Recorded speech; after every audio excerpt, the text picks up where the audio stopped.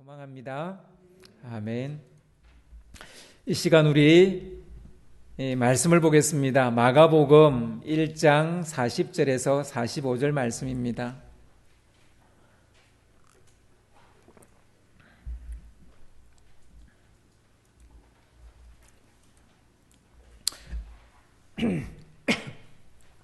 마가복음 1장 40절에서 45절 말씀을 한 절씩 교독을 하겠습니다.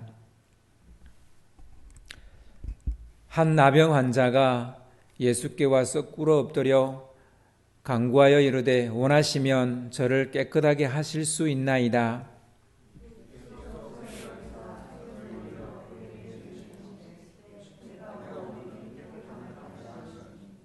곧 나병이 그 사람에게서 떠나가고 깨끗하여진지라. 이르시되 삼가 아무에게 아무 말도 하지 말고 가서 내 몸을 제사장에게 보이고 내가 깨끗하게 되었으니 모세가 명한 것을 드려 그들에게 입증하라 하셨더라.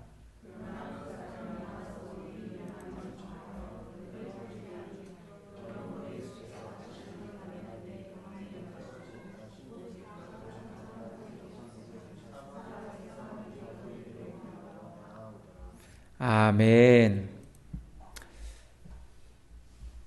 언택트와 컨택트라는 제목으로 여러분과 같이 말씀을 나누겠습니다.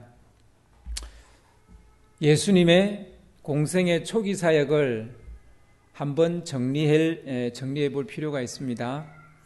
예수님의 초기 사역을 했던 지역은 어디입니까? 예수님이 공생의 초기 사역을 했던 지역이 어디입니까? 네? 예. 이때까지 열심히 제가 이야기했는데 갈릴리 가브나움 중심으로 그렇게 사역이 이루어졌다 그렇게 제가 얘기했죠.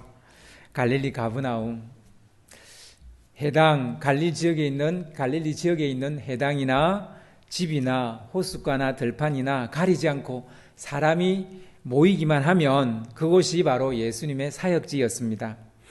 어떤 사역을 그럼 하셨습니까? 갈릴리에서 어떤 사역을 하셨습니까? 천국 복음을 전하는 사역을 하셨습니다.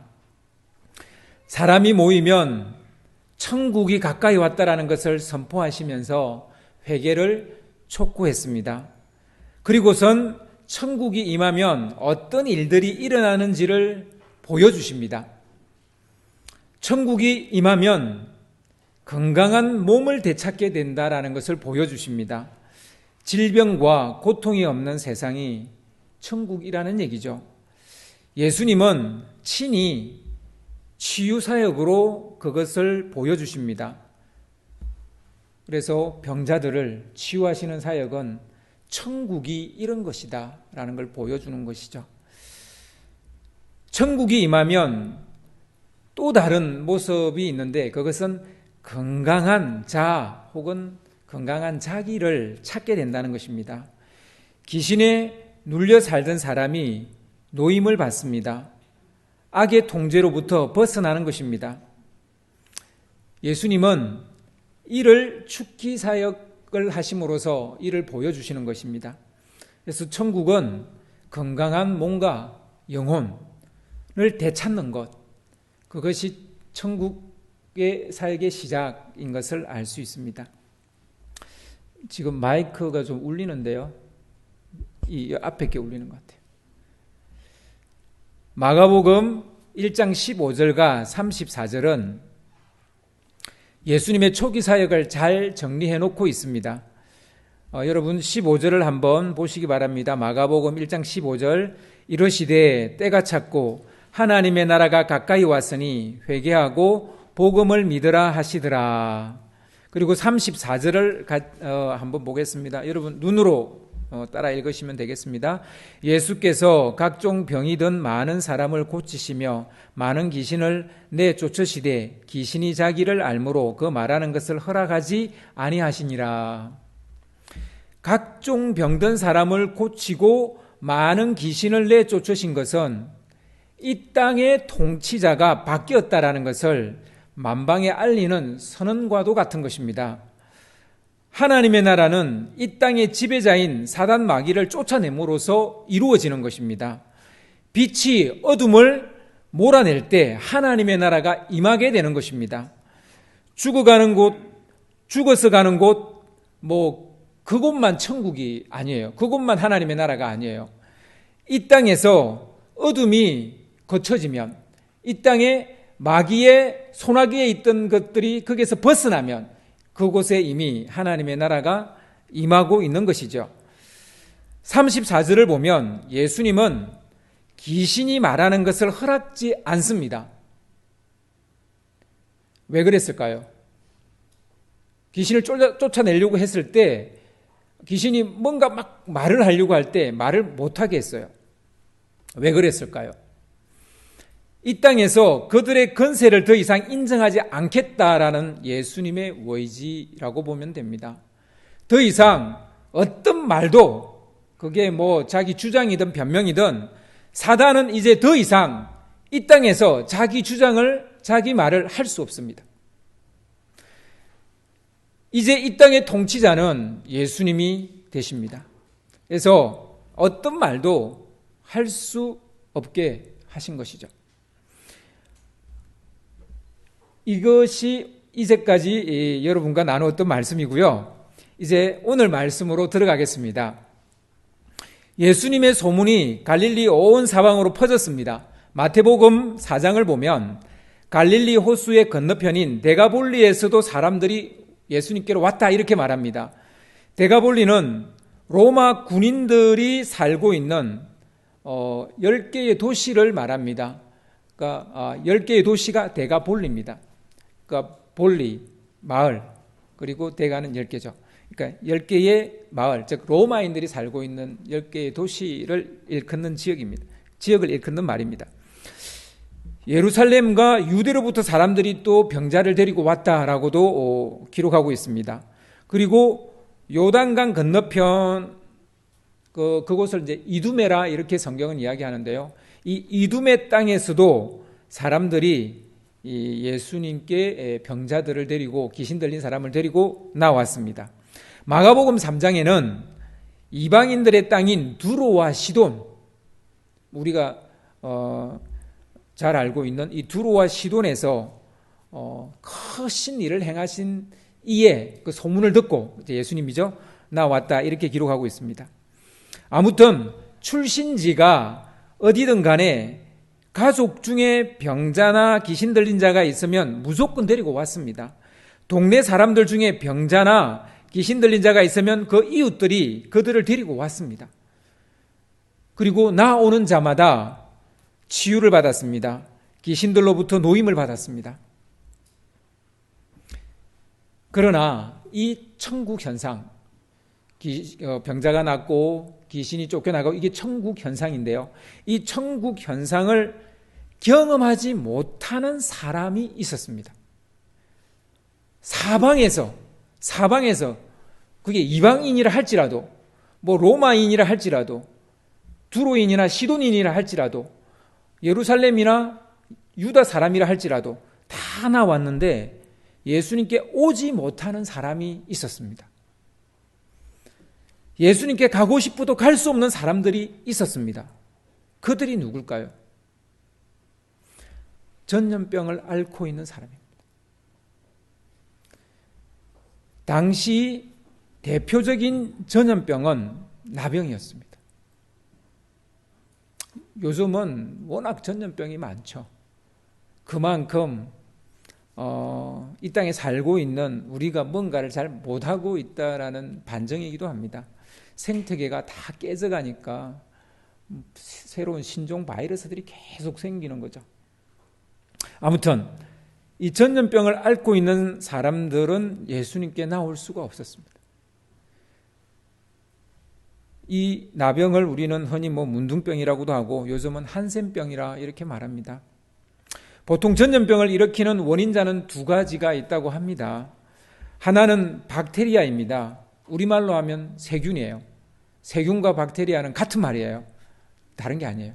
박테리아가 세균입니다. 콜레라균, 대장균, 살모넬라균 뭐 이런 게 다 박테리아에 속합니다. 세균에 속합니다. 그리고 전염병의 다른 원인자가 있는데 그것은 바이러스입니다. 인플루엔자나 에볼라나 사스나 메르스나 코로나나 다 이 바이러스성 전염병이라고 할 수 있겠죠. 그럼 나병은 어느 쪽일까요? 나병은 바이러스 쪽일까요? 박테리아 쪽일까요? 한번 대답해 보세요. 예, 뭐 여러분 다 알고 계시겠지만 이 나병은 나균이라는 이 균에 의해서 생기는 병인데 이것은 세균성 전염 질환이라고 볼 수 있습니다. 그러니까 바이러스는 아니고 박테리아입니다. 그러나 이것 또한 전염됩니다. 소록도는 나병 혹은 한센병을 앓는 사람들이 들어가 살던 섬입니다. 나병은 전염성이 있기 때문에 이런 섬에, 소록도라는 섬에 격리시켜서 살게 했던 것이죠. 제가 나고 자랐던 곳이 통영인데요. 이 통영에도 나병 환자만 사는 외딴 동네가 있었습니다. 제가 정말 잊을래야 잊을 수 없는 그 기억이 있는데, 제 어릴 때 치과 병원이 거의 없었기 때문에 어머님이 저를 썩은 이를 빼기 위해서 저를 데리고 간 곳이 바로 이 나병 환자가 있는 이 동네였어요. 그게 이를 잘 빼는 사람이 있었어요.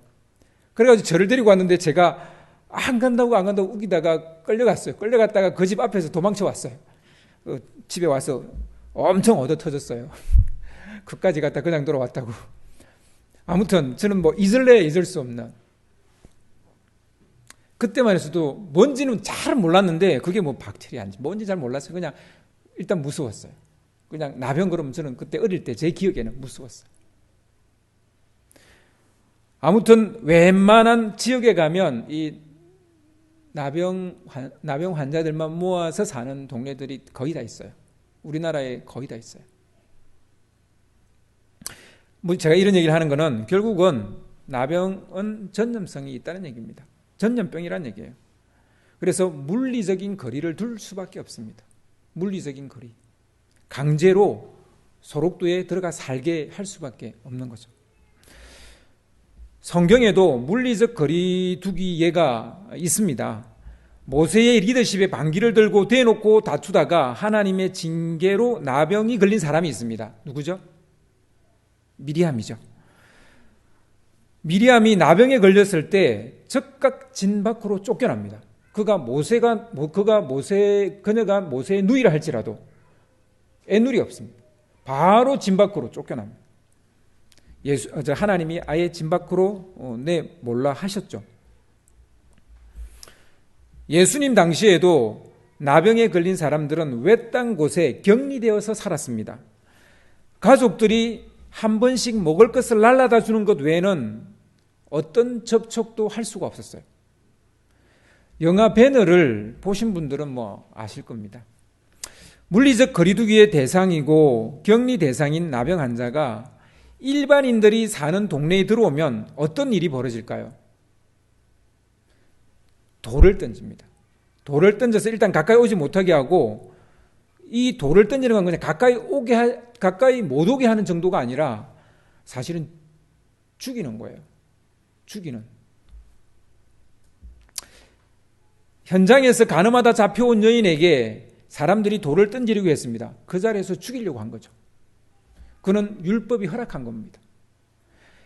예수가 그리스도라는 사실을 설교했던 스데반에게 유대인들은 돌을 던졌어요. 그래서 스데반을 죽게 만들었습니다.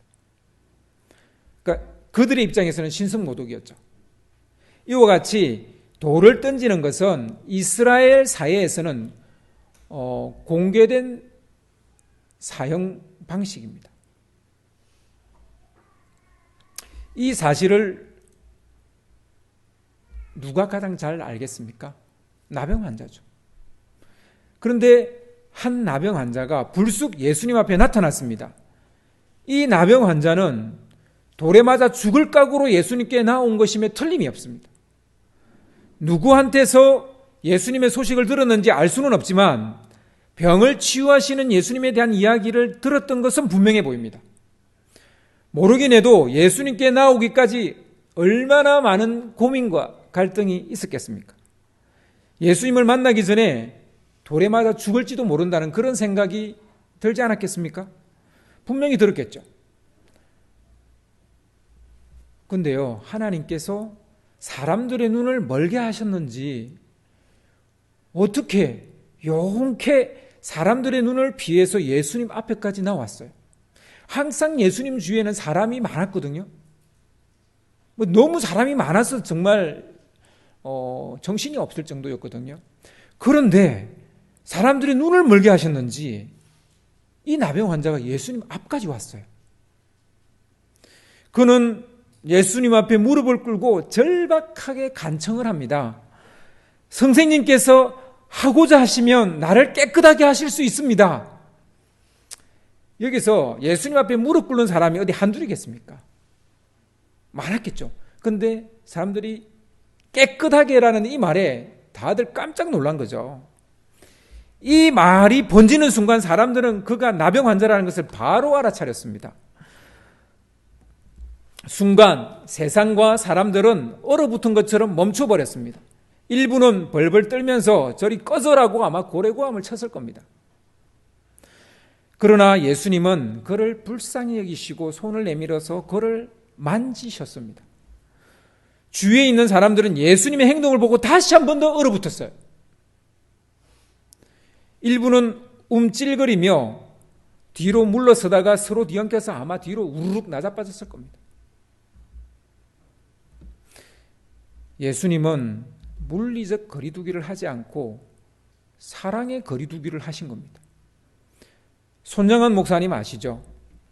나병 환자가 사는 소록도에 들어가셔서 목회하셨던 목사님입니다. 우리는 그분을 사랑의 원자탄이다 이렇게 부르죠. 대략 한 20년 전쯤입니다. 제가 여수에 가서 이 손양은 목사님의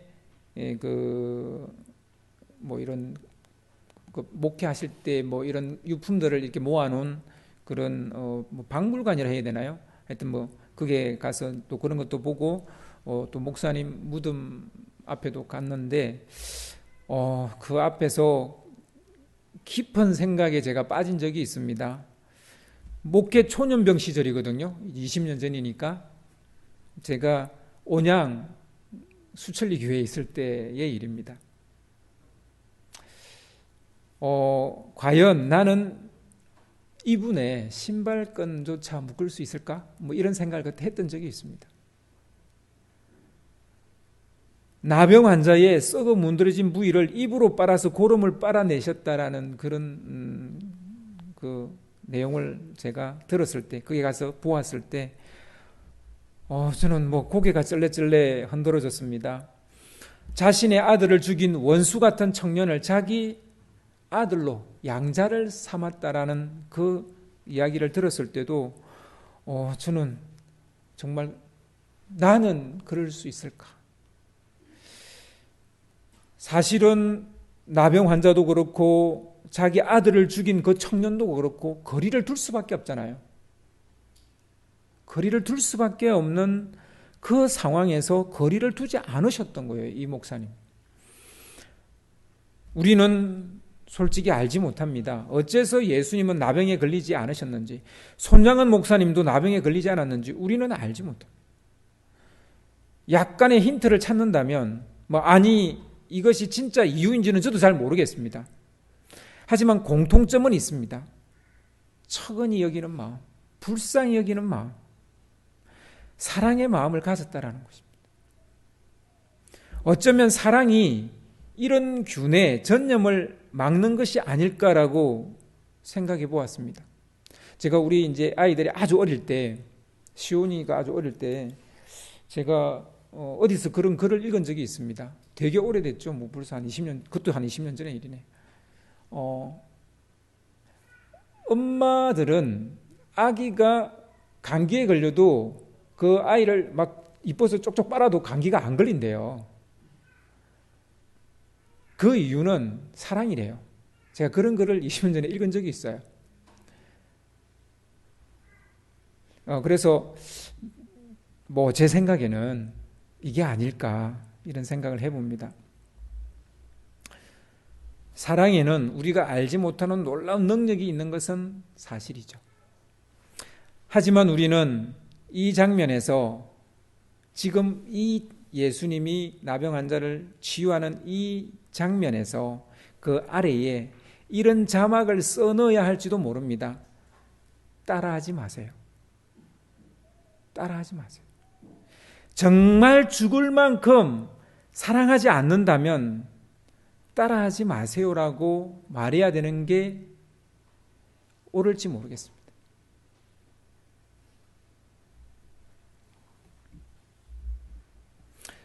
여러분, 제가 코로나19 양성으로 판정받은 사람을 만나서 그분을 치료하겠다고 손을 잡고 기도해 줄 수 있을까요?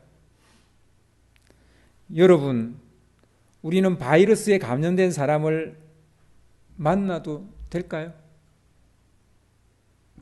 예수님을 믿는다는 미명하에 그럴 수 있을까요? 여러분, 저를 포함해서 우리는 만나면 안 됩니다.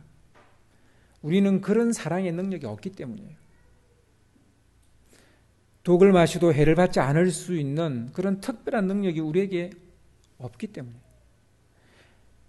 그런 사랑의 능력이나 위로부터 부어주시는 능력이 우리에게 있는지 없는지 우리 자신이 제일 잘 알고 있어요. 물론 그런 사랑과 능력을 가지고 있는 분도 있습니다. 분명히 있습니다. 하지만 없으면서 있다고 착각해서는 안 됩니다. 어쩌면 우리가 할 수 있는 것은 사회적 거리두기가 아닌가 싶습니다. 사회적 거리두기는 물리적 거리두기가 아닙니다. 또한 사랑의 거리두기도 아닙니다. 격리도 아니고 봉쇄도 아닙니다. 사회적 거리두기는 마스크를 쓰고 사람을 만나는 것이고, 사람이 많이 모인 곳에는 되도록이면 피하는 것이고, 부득이한 경우에는 방역을 잘하고 나를 잘 예방해서 부득이한 상황에 혹은 그 장소에 가야 되는 것이고, 이런 게 사회적 거리두기죠. 근데 이제 이 사회적 거리두기와 물리적 거리두기를 우리가 헷갈려 할 때가 있죠. 그리고 또 믿음 좋은 어떤 분은 이 사랑의 거리두기와 물리적 거리두기를 또 헷갈려 할 때도 있죠.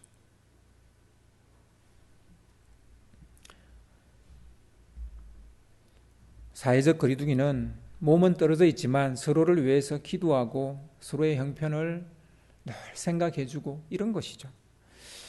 이것은 배려가 그 기본 정신입니다. 사회적 거리두기의 기본 정신은 배려입니다. 예수님과 손정은 목사님과 같은 사랑은 아닐지 몰라요. 그러나 배려 또한 작은 사랑일 수 있죠.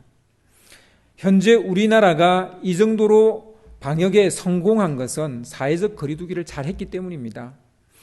국민들이 성숙한 시민의식을 보여주셨기 때문입니다. 물론 의료진들이 애를 쓰고 힘을 쓴 것도 사실이고요. 서로 배려하는 마음을 공유했기 때문입니다. 여러분, 우리가 사랑의 거리두기까지는 솔직히 좀 어렵습니다. 그게 가장 좋은 것이긴 한데요. 그게 쉬운 것은 아니죠. 우리는 그래서 이 사랑의 사회적 거리두기를 한 것입니다. 그래서 최대한 서로를 배려하는 것이죠. 다시 오늘 말씀으로 돌아갑니다. 예수님은 단 1도 망설이지 않고 손을 내밀어서 그 나병 환자를 만졌습니다.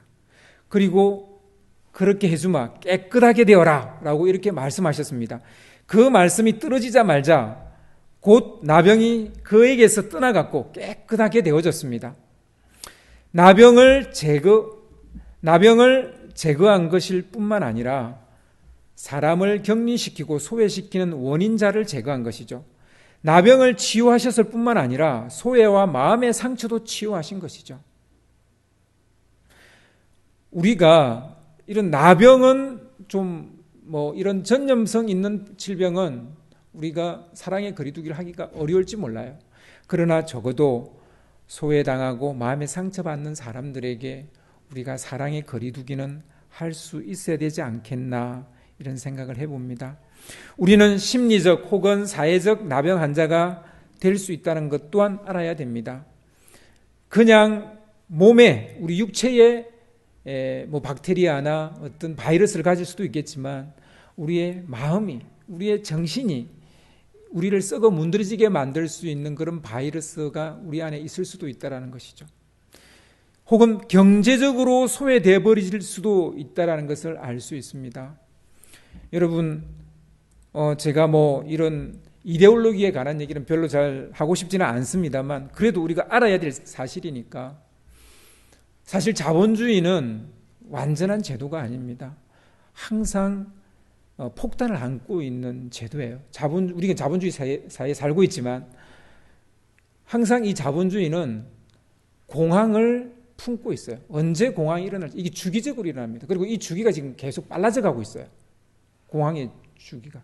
이번 코로나 때문에 또 이제 공황이 왔다라고 말하는 사람도 있어요, 이미. 아무튼 이런 경제적인 소외가 이 자본주의는 계속 일어날 수밖에 없어요. 부익부 빈익빈이 일어날 수밖에 없고 경제적으로 어려워지는 사람이 생길 수밖에 없어요. 이게 자본주의 한계예요. 그래서 이제 공산주의라는 거 사실 그래서 생긴 거예요. 사회주의도 그래서 생긴 거예요. 그렇지만 사회주의는 더 큰 문제를 안고 있으니까 자본주의보다 더 빨리 이 역사의 무대에서 사라진 거고요. 아무튼 예수님은 몸의 문제로 격리되었던 혹은 심리 혹은 사회적 문제로 격리되었던 그들을 격리 해제하시기 원하신다라는 것을 알 수 있습니다. 나병 환자는 요즘 말로 하면 언택트의 대명사입니다. 비접촉, 비대면의 대명사입니다. 혹은 소외라는 말이 언택트입니다. 대면할 수 있는 심리적, 정신적 힘을 잃어버린 사람들이 우리 주위에 있고 혹시 우리가 그런 사람일 수도 있어요. 대면이 안 되는 사람, 누구를 대면하는 것 자체가 너무 어려운 사람 있을 수 있죠. 주님은 이런 이들에게 손을 내미신다는 겁니다. 육체의 문제로 소외된 사람, 격리된 사람뿐만 아니라 마음의 문제, 정신의 문제, 경제의 문제, 이런 것으로 소외된 사람들에게도 주님은 손을 내미신다는 사실이죠. 그 손이 바로 교회가 되어져야 됩니다. 참 감사한 것은 이번 코로나 사태 가운데 이 코로나를 위해서 특별하게 헌금하신 분이 계셔요. 전 참 너무 귀하고 귀해서 정말 하나님 기뻐하시겠다 이런 생각을 했는데요. 여러분, 그렇습니다. 교회는 이럴 때 손이 돼야 돼요. 내미는 손, 주님의 손이 돼야 돼요. 이미 우리 사회는 경제적인 측면에서 특별히 소비자로서의 우리의 모습은 언택트를 더 좋아하는 사회가 되어져 버렸습니다. 접촉을 싫어하는 사회가 되어져 버렸습니다. 특별히 소비 측면에서는. 어떤 면에서 코로나19 사태가 이 흐름에 기름을 부은 것이나 다름이 없습니다. 비대면 시대가 이미 왔고 그 비대면 시대에 이 코로나가 불을 지핀 거예요. 지금 비대면 경제가 대면 경제를 압도해 버렸습니다. 세계 10대 기업은 거의 모두 비대면과 관련된 업종에 있는 기업들입니다. 세계 10대 기업은 전부 다. 그래서 옛날에 그 유명했던 기업들, 100년을 이어왔던 기업들이 20년도 안 된 기업에 다 밀려났어요. 그만큼 우리의 소비 혹은 경제적 측면에서는 비대면 사회가 어마어마한 벌써 힘을 가지게 됐다는 것을 알 수 있습니다. 우리는 언택트한 세상에 이미 살고 있습니다. 그러나 우리가 분명히 알아야 할 것은 예수님은 그 어떤 언택트도 컨택트 하신다라는 사실입니다. 손을 내밀어 그를 만져주시고 그와 말을 섞었다라는 것입니다. 그런데 오늘 말씀에는 반전에 반전이 있다는 사실을 알 수 있습니다. 예수님은 완전히 치유받은 나병 환자를 떠나보내면서 두 가지를 단단히 이르십니다. 하나는 아무에게도 아무 말도 하지 말라는 것입니다. 누가 치유해 주었는지, 어떻게 치유함을 받았는지 말하지 말라는 것입니다. 그 다음으로 곧장 제사장에게 가서 내 몸을 보이고 내가 깨끗하게 된 것을 모세의 그 제사장에게 보이고 모세가 명한 대로 제물을 바쳐서 사람들에게 내가 깨끗하게 되었다라는 것을 증거로 삼아라, 이렇게 말한 겁니다. 치유받았다는 확증을 받음으로써 언택트 사회에서 컨택트 사회로 돌아가라, 이런 말씀이에요. 모세를 제사장을 찾아가서 모세의 율법대로 그 제사를 드리라는 얘기는 언택트에서 컨택트로 가라는 얘기입니다. 흥미롭게도 첫 번째 당부는 언택트입니다. 아무도 만나지 말고 말도 하지 말라는 거고요. 근데 두 번째 당부는 컨택트 하라는 거예요. 컨택트한 세상으로 가라는 거예요. 그럼 예수님으로부터 신신당부를 받은 이 나병 환자는 어떤 모습을 보였습니까? 그는 나가서 모든 것을 널리 알렸습니다. 누가 치유해 주었는지 쉴 새 없이 퍼뜨렸어요. 언택트 하라고 한 것에 대해서 컨택트를 한 겁니다.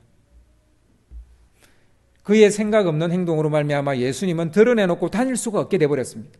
그렇지 않아도 사람들로 붐비는데 더 몰려와서 정신이 하나도 없었어요. 어쩔 수 없이 사람들의 눈을 피해서 바깥 외딴 곳에 머물러 계셨다, 이렇게 오늘 성경은 말하고 있습니다. 이제 예수님이 외딴 곳으로 가시게 되셨습니다. 상황이 역전이 된 거죠. 나병 환자는 외딴 곳에 있다가 언택트한 곳에 있다가 컨택트한 데로 갔다면 예수님은 컨택트 하다가 지금 이제 언택트한 데로 지금 가시고 있는 상황이에요. 하지만 예수님은 컨택트 세상에서 약간 언택트 세상으로 간 것입니다. 그런데요, 황당한 것은 그렇게 외딴 곳에 머물러 있어도 사람들이 어떻게 알았는지 사방에서 다 또 예수님께 몰려와요. 결론은 뭡니까? 결론적으로 말하면 예수님도 나병 환자도 컨택트 세상에 머물게 됐다는 거예요. 결국은 컨택트 세상이라는 거예요. 만약 예수님께서 사람들과 언택트 하려 했다면 굳이 이 땅에 오실 필요가 있을까요? 없죠. 우리와 컨택트 하려면 이 땅에 오셔야 되는 거고, 우리와 언택트 하려면 굳이 이 땅에 오실 이유가 없어요.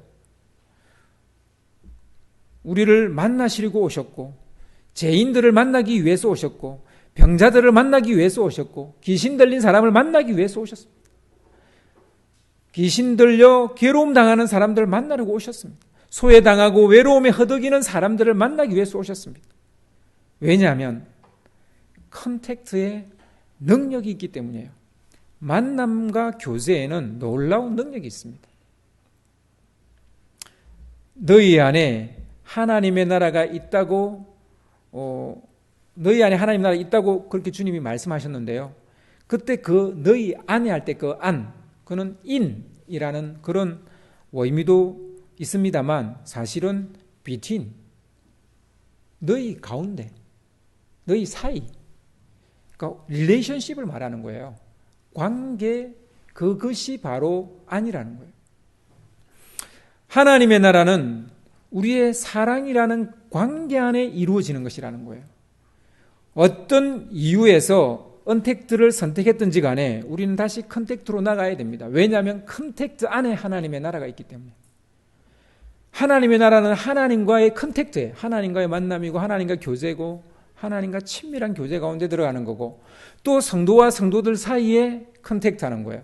만나서 교제 나누고 수다 떨고, 이게 하나님의 나라예요. 하나님의 나라를 너무 진지하게 생각하는데 하나님의 나라는 진지하지 않아요. 재미없는 곳이 아니에요. 호호하하 웃는 곳이에요. 수다를 떨면서 막 웃는 곳 속에 하나님의 나라가 있는 거예요. 진지한 곳에 있지 않아요. 근데 우리는 뭔가 진지한 곳에 있다고 자꾸 착각을 하죠.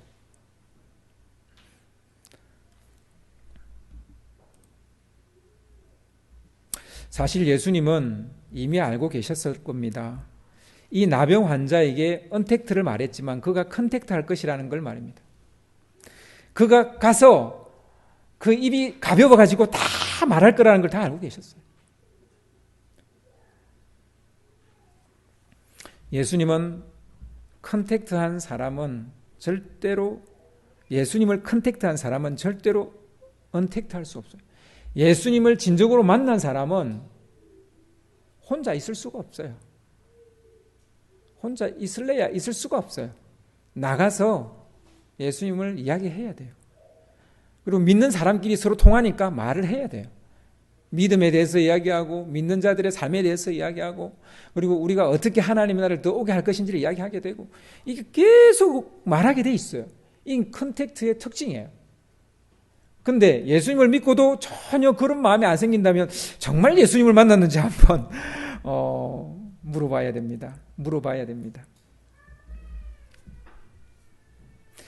예수님은 하나님과 언택트하고 있는 사람들에게 하나님과 컨택트하게 하시려고 이 땅에 오신 거예요. 다리가 되기 위해서 오셨어요. 그 막힌 담을 헐고 서로 이렇게 조우할 수 있게 하시려고 이 땅에 오신 겁니다. 사람과 사람 사이에 막힌 담을 헐려고 이 땅에 오셨습니다. 하나님과 우리 사이에 막힌 담을 허시고 평화를 주시기 위해서 오셨습니다. 주의 평화는 그래서 소통입니다. 주의 평화는 그래서 교제입니다. 주의 평화는 컨택트입니다. 주의 평화는 하나님의 나라입니다. 하나님의 나라는 평화입니다. 평화는 소통이고 만남이고 교제가 바로 평화입니다. 아무것도 안 일어나는 게 평화가 아니에요. 서로 웃고 만나고 서로 깔깔깔거리고 웃고 그게 평화예요. 그게 하나님의 나라예요.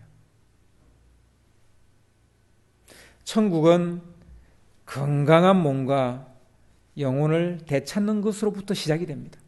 그래서 병자들 웃을 수 없잖아요. 근데 그 병이 떠나가면 웃을 수 있어요.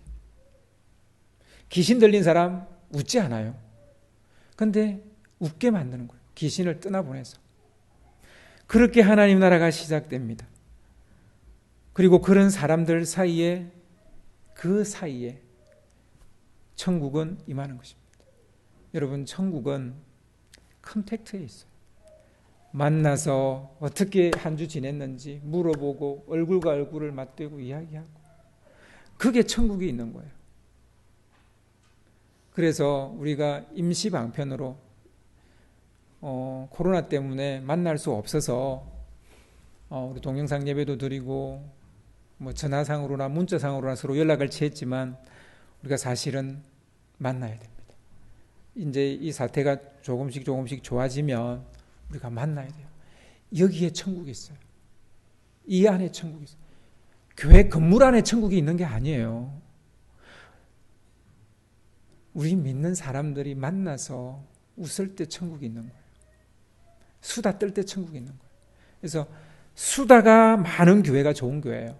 많은 분들이 묻습니다. 어떤 교회가 좋은 교회입니까? 수다가 많은 교회가 좋은 교회입니다. 틀림없습니다. 어떤 교회가 안 좋은 교회예요? 웃음이 없는 교회예요. 너무 진지한 교회예요. 엄격한 교회예요. 안 좋은 교회예요. 좋은 교회는 이와 같이 그리스도 안에서 서로 웃고 떠드는 거예요. 그게 바로 천국이기 때문에. 여러분, 오늘 이 말씀을 생각하면서 우리